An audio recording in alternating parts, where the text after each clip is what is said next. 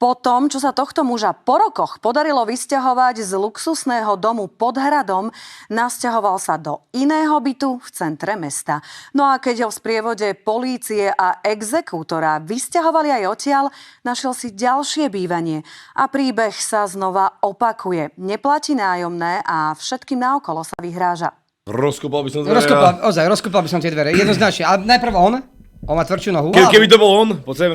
Po tej plešine by som mu plesol takú. Indulonov, to sa oplatí. No nevolal by som policajt to určite, lebo oni by prišli a nič by nevyriešili. Tak ale musel by som čakať, kým idem von z bytu, než ináč by som rozkopal dvere. Ja by som rozkopal dvere. A hádam chodí do obchodu.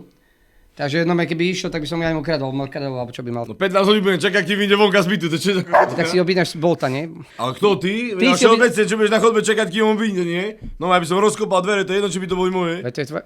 Aké by to boli moje napríklad? Ale tvoje by som duplom rozkopal a rozpýlil. A platil by som si ich ja, nie? Lisa and Carl